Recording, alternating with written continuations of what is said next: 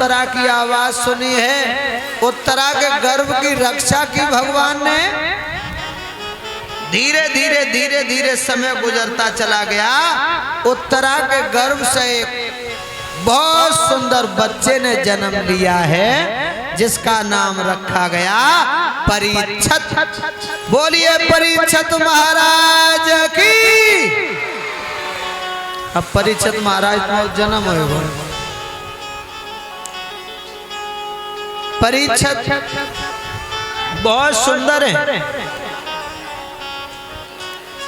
भगवान कन्हैया धीरे धीरे ये परीक्षित नाम का लाल बड़ा होता गया, बड़ा होता गया।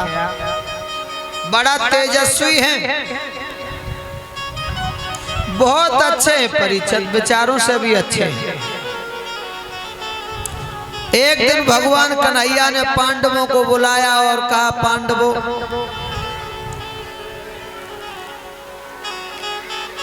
अब ये वक्त नहीं रहा है कि हम तुम्हारी मदद कर पाए, क्योंकि द्वापर का अंतिम समय है।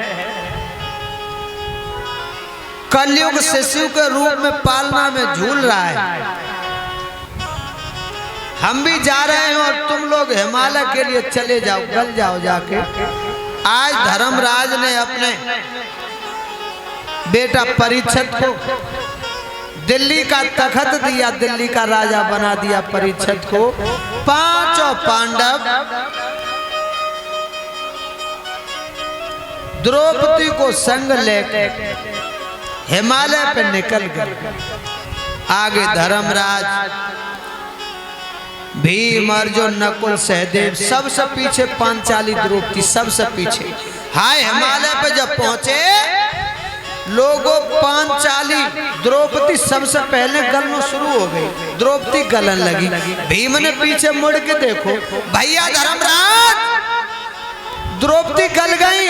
धर्मराज कहने लगे, यहाँ मोह बढ़ाने की जरूरत नहीं, गलने के लिए तो आए ही, बढ़ते चले आओ, आगे चलते चले आओ।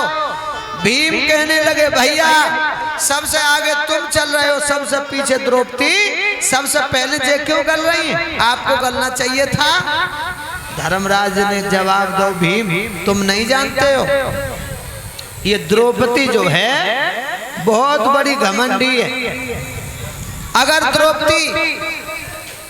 द्रौपदी को अपनी सुंदरता पे बहुत बड़ा घमंड था। अगर द्रौपदी अंधों का अंधा न कहती तो शायद है ये महाभारत की लड़ाई ना होती। ना जाने कितनी बड़ी लड़ाई, कितने योद्धा मारे गए, जाई के पीछे तो मारे गए। गल जाने तो मोह मत बढ़ाओ, लोगों एक एक करके सब गलन लगे। धर्मराज के पैर को अंगूठा गल पाओ, पैर को अंगूठा, तब तक स्वर्ग से विमान आया। धर्मराज विमान में बैठे, कालो कुत्ता और संग्राम जो धर्म का प्रतीक है, धर्मराज बैठे विमान में स्वर्ग धाम के लिए चले गए। बोलिए आनंद कंद भगवान की। अब तुम लोग सोच रहे होगे कि द्रौपदी गल गई, सब गले, लेकिन धर्मराज के पैर को अंगूठा ही गल पाए। पैर का अंगूठा क्यों गला? धर्मराज ने कभी अपने जीवन में झूठ नहीं बोला। परीक्षित महाराज, धर्मराज ने कभी अपने जीवन में झूठ नहीं बोला। और नदौरा के लोगों, हम तुम बताओ, सुबह से शाम लोग कितना झूठ बोलते, बताओ, जिंदा हो कि मरे? कितना झूठ बोलते। कोई बात सही निकल जाए तो धोखा में निकल जाए, और न झूठ सही काम चल रहा हो। अब बताओ, मरे हो के जिंदा? हाथ उठाओ, हाथ उठाओ, कौन कौन लोग जिंदा? हाथ उठाओ। अरे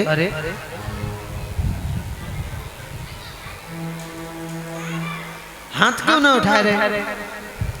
समझदार हो। असली जिंदा कौन होता है, हम तुम्हें आज पहचान बता दें। माताओं बहनों, वैसे तो देखने में सब लोग भगवान की कथा सुन रहे, सब जिंदा है, लेकिन ओमदेव की नजर में कोई कोई जिंदा है। कैसे? कि जिंदा वो माने जाते हैं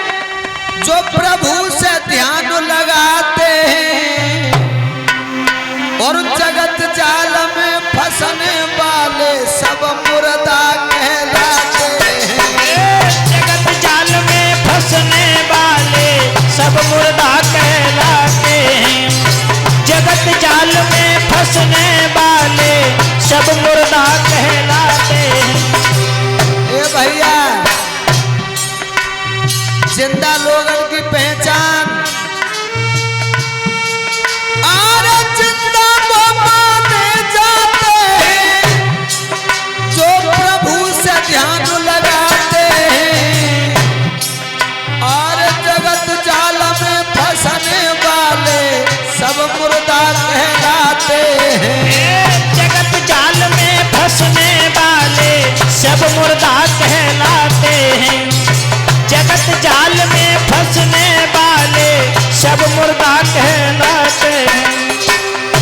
और सुनो, और एक जिंदा आदमी की सबसे बड़ी विशेषता, माताओं बहनों क्या पहचान है?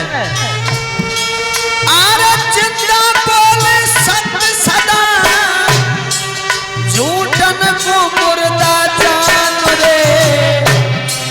ओम देव तुम्हें आज बतलाए रहे हैं, सुनो लगाए के ध्यान रे। गुरुदेव तुम्हें आज समझाए रहे हैं, सुनो लगाए कर ध्यान रे। गुरुदेव तुम्हें आज समझाए रहे हैं, सुनो लगाए के ध्यान रे। अरे जिंदा बोले सत्य सदा, झूठन को मुर्दा जान रे। ओम देव चैतन्य समझाए रहे हैं, सुनो लगाए के ध्यान रे। गुरुदेव तुम्हें आज समझाए रहे हैं, सुनो लगा कर ध्यान रे। गुरुदेव तुम्हें आज समझाए रहे हैं, सुनो लगा कर ध्यान रे। तो लोगों ये तो जिंदा है। जिंदा वो माने जाते हैं जो प्रभु से ध्यान लगाते हैं। और जगत जाल में फंसने वाले सब मुर्दा कहलाते हैं। और जिंदा बोले सत्य, जिंदा कभी झूठ नहीं बोलता।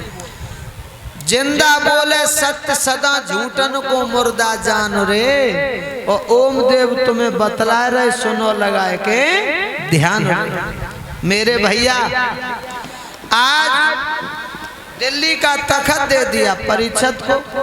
राजा है परीक्षित, प्रजा को पुत्र के समान समझ रहे। एक दिन परीक्षित के दिमाग में झटका लगा। राज्य चलाते चलाते मन उब रहा है, आज कहीं जंगल में वन विहार करके आएंगे।